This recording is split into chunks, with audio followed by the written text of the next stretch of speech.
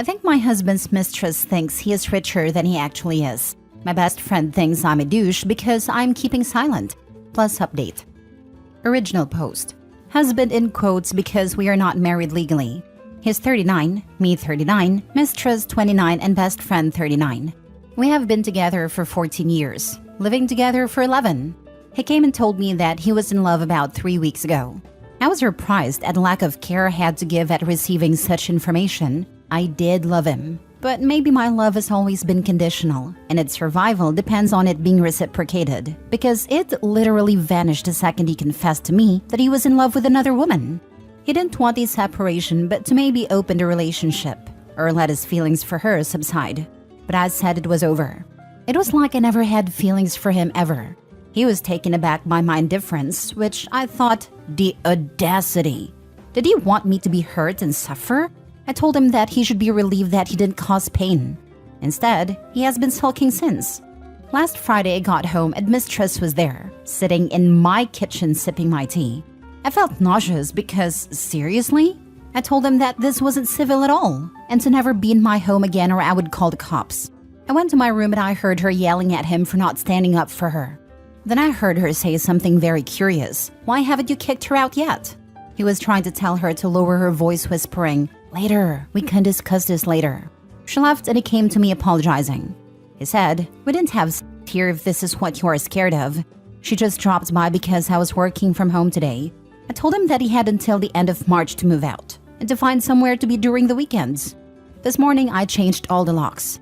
From now on, he isn't allowed in my place during my working hours. So if he starts later or finishes earlier, he needs to wait for me to come home and let him in. But his mistress words stuck with me. So during the weekend, I have been stalking her social media. I think she thinks that he is rich, or at least that he owns my apartment.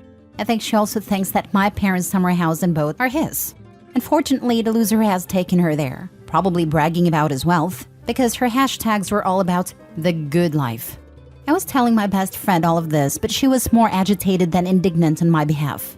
She told me that he was a scum, not telling his mistress the truth. I agreed. I know, right? But then she said I was no better not explaining to her his situation either. I was dumbfounded, but she was serious. I told her that it wasn't my job to bring back mistress to earth, and my best friend got very angry and demanded that I gave her mistress's username so that she could warn her. "No," I said, and she called me a bigger douche than he is then. I don't know what's going on with these people. Have they gone mad, or have I? When did our moral compass go askew like this? Can someone tell me that I am not insane? Now for the top advice before reading the update. Nope, not wrong. Get rid of him and wash your hands. Your bestie sounds delusional. Phew, because I thought something was wrong with me when she got upset. OP, she just demanded that your ex kick you out of your home so that she can move in.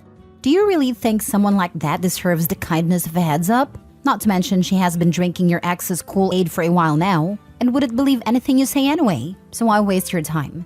As for your friend, they are either a current/former mistress, a gold digger, living in the land of sunshine, rainbows, and unicorns, or were never really a friend to you in the first place. When my ex-husband and I had finally decided to divorce, he came to me to ask if I could clear out of the apartment for the weekend so he could have a friend over. I snapped like a tree branch after an ice storm. I said to him, "You want me to clear out of the apartment that I alone pay the rent and bills for so you can have your girlfriend over? You've got balls, I'll give you that." And no, it's not freaking happening. It was the first time he'd seen me genuinely angry and the only time I ever saw him cowed by anything or anyone. Now I regret not having stood up for myself sooner, but what's done is done. OP, kick his butt out of your life. Let him fend for himself, and I suspect he's got a very rude awakening in store. Wow, it is so satisfying to read her response to that. Good for you for standing up. Absolutely. That moment of realization when you know you've had enough and you stand your ground is priceless. It's like suddenly all the nonsense comes into focus, and you're not going to take it anymore. The shock on their faces when they realize the rules have changed is something else. It's good you found your breaking point and put down your foot. Too many stories where that doesn't happen soon enough. Cheers to newfound freedom and self-respect. Lol, you're not responsible for his lies. Kick him out and leave it. He has until the end of March. You also need better friends. What the heck is wrong with you not giving the mistress a heads up? To me, this is a clear case of a full-arounded find out. I have a feeling friend has been in mistress's shoes. Lol. Exactly what I was going to say. I'd keep her at an arm's distance. She's too understanding of a homewrecker. Some homewreckers don't know what they are getting themselves into. Don't know the guy is in a relationship or have been fed lies about the nature of the relationship. But the friend is concerned that the woman is getting into a relationship for money with someone who doesn't have any? Those priorities are pretty suspect. Now for the update. I did it. I had a showdown with my former best friend via text, and I confronted her about her non-existent support when I went to her with my woes. I told her that she concentrated on the wrong issue. She should have been my shoulder to cry on. She should have shown up with wine, ice cream, and a shovel. But instead, she called me a bigger douche than my husband. She tried to gaslight me, and I realized that she's always been a good gaslighter, so I interrupted her before she made me out to be the villain. I asked her bluntly, was your husband married when you started sleeping together? You told us that he was married before. We all knew that, but we were all under the impression that he was married and divorced before you two met. But was he still married? Is that why you related to the mistress and felt sympathy for her? Because you were her? She didn't answer me until next day to call me a bitter and jealous bitch. Wow. This was the last one-on-one interaction with her, I have decided. She's been my friend since preschool, but now we need to go our separate ways. Not only to save us from future hurt, but also to save our memories together from hurt. I talked to my husband too, and asked him to not make the separation difficult and bitter that it ruins all the happiness we felt being together, because we cannot think back on 1/3 of our lives with resentment. I asked him to take my dad's offer. He offered to help him find a lease on an apartment and pay half a year's rent if he moved out without giving me problems. When I got home, he and his clothes were gone. He left an apology letter saying that he will always love me and never meant to hurt me. So I have finally been able to cry my eyes out, and it felt so good. I've been crying since I got home. I lost 2 of my closest people, but this is what happens when we hit hardships. We see people's true faces. This is my update. I don't know if anything major will happen to make more updates. It is time for me to move on. Wow, OB, good for you. Your friend is definitely not worth your time, and your soon-to-be ex should be thanking his lucky stars that you are so kind. You've said it quite succinctly. OP is actually kind-hearted to help the cheater out. Much better reaction than I would have had. And I'm happy that she called out her ex-friend's BS. Projecting much, eh? Just like the comments under her previous post said. She was truly something else, that one. OP, good to cry it out. But hopefully there are better things around the corner for you. Good luck. It is not out of kind-heartedness. I can't just kick the man out without a fight or a bribe. If I had started eviction proceedings, I would need at least 6 months to do so, and I didn't want him in my life for this long. So I'm bribing him. Housing is very scarce, and primary lease is almost impossible. My dad has connections with landlords, so he agreed to move out. He is living with his parents now until he gets his contract. I'm happy it didn't get more complicated. This was what my lawyer advised me to do, because taking the eviction route would have made it drag for months. I feel for OP. How gutting to find out 2 people so close to you are such dirtbags. I hope we get an update where the mistress finds out. Amen. Reminds me of a post I saw yesterday. Girl's friend had phone sex with a married man and didn't see the problem with it. There are 2 types of affair partners, those that know and those that don't. The latter is whatever, but the former are hell to a man. He left an apology letter saying that he will always love me and never meant to hurt me. Sure was acting like a man who didn't want to hurt her. It looks a lot like he just wanted her to notice him, and went about it with the logic of a 5-year-old. Instead of having a mature conversation and talking about how he felt, he figured having an affair should work. The whole thing is written with such a lack of interest, and the offhand comment about her having her own room, that it sounds like the marriage was dead for a long time. The ex just made it official by being a douche. It all sounds to me like she's not responsible for how much of a prick the ex was, but had a hand in getting to that place. I really don't think she deserved that treatment, but I feel like there is more to the story. The BFF is just bizarre though. It's like she was having an argument about something completely different, while the OP was suffering. Last story. I left my wife and it took her over a week to notice. I, male 35, was married to my wife, female 35, for 8 years. I left her 5 years ago. We are child-free by choice. Her choice. I'd always said we had a good relationship and marriage. but looking back, I see that it was good for her. Here is my story. I've always been the nerdy type.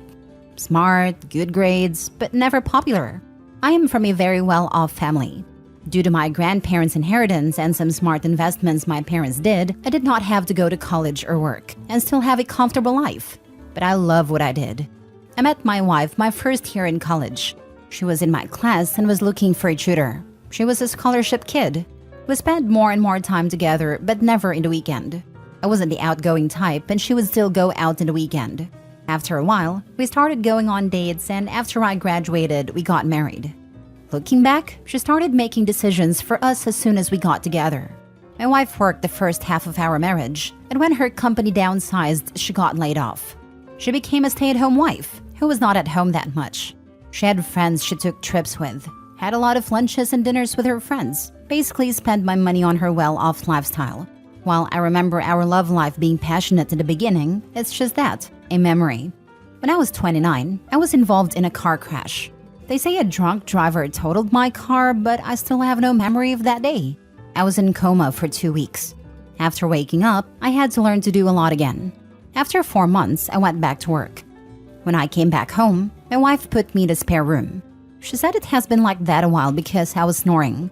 I kept my mouth shut, but I knew that this was new. The accident somehow gave me clarity of my mind.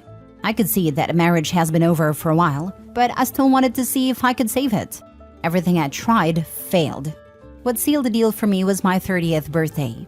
I came home and she was not home. She was having a spa day with her friends. I ordered takeout, watched a movie, and made a decision. The next morning, I went to my lawyer to start drafting divorce papers. I stopped engaging with her unless absolutely necessary. Slowly, I started selling anything that had any emotional value to me. I left all her stuff for her. I bought a new car and left it at a parking garage not so far from our home. 1 month later, all I had left were my clothes and a couple of laptops, projector, portable screen. Everything I needed to work from the road. I did not quit my job. I arranged for it to be completely remote. 2 months after my birthday, I stayed while my wife was at just another lunch with her girls. I took the new car, packed everything I needed in it, left the divorce papers and a letter on my bed in the spare room, and closed the door to my house for the last time, wondering how long it would take for her to notice. I decided to drive across the country and visit every place I wanted to go but couldn't because my wife didn't want to. We had a prenup, so she had no rights to ask anything. In a letter, I explained. I told her I was leaving, and I would leave her the house and a car and would pay a sum every month for exactly a year. After that, she was on her own. In my own stupidity, I forgot to mention why I was leaving, but this would work out in my favor. 10 days after I left, I got a text from my wife asking me where I was and if this was a joke. She called me, but I didn't pick up. I never pick up the phone while driving. I had an automated text sent that said, "I'm driving and will call back later." She sends me text after text after text. That night, I stopped in a motel and decided to read a text before calling her back. First, she was asking if this was a joke, then asking when I will come back, then begging me to come back, not knowing why I left. And then she said something. She was sorry and it didn't mean anything and that she will cut him off. She was having an affair, something I never suspected. I called her cell phone and she was at her parents'. I learned this tactic from TV. She started yelling at me and I hung up. I waited 1 minute and called back. She started yelling again and I hung up again. I waited 2 minutes and called back again. This time, she wasn't yelling and I started talking.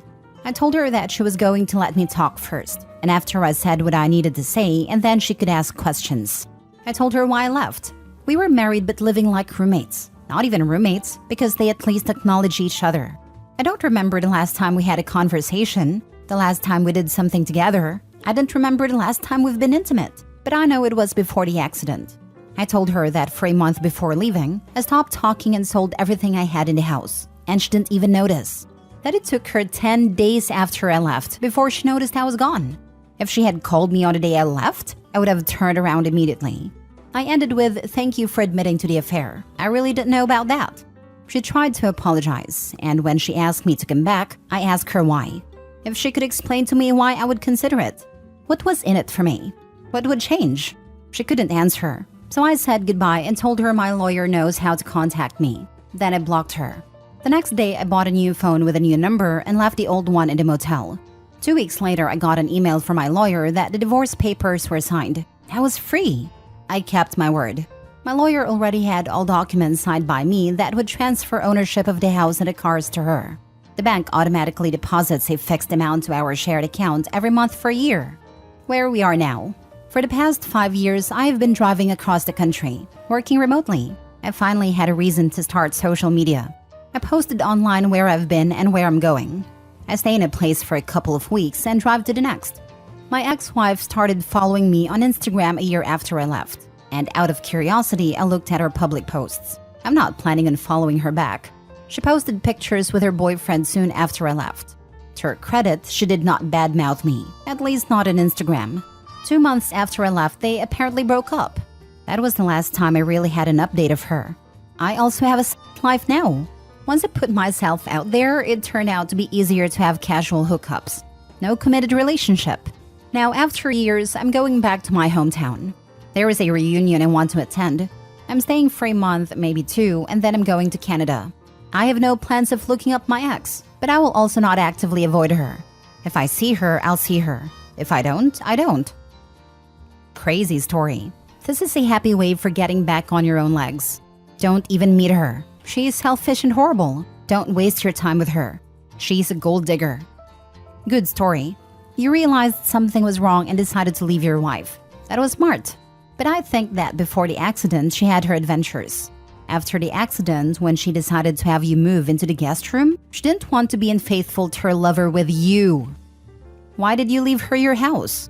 As someone that recently got out of an abusive marriage, you have no idea how much more mental anguish and loss of physical time and energy I would have had to endure if I tried fighting for anything extra for my ex-wife. What I would have to go through to get the apartment and a car was not worth the stress and anxiety and fear of her retaliating. Simply walking away and starting over from nothing was so much better for me. And I'm sure Opie felt the same, though he at least had more backing to start off with than I did.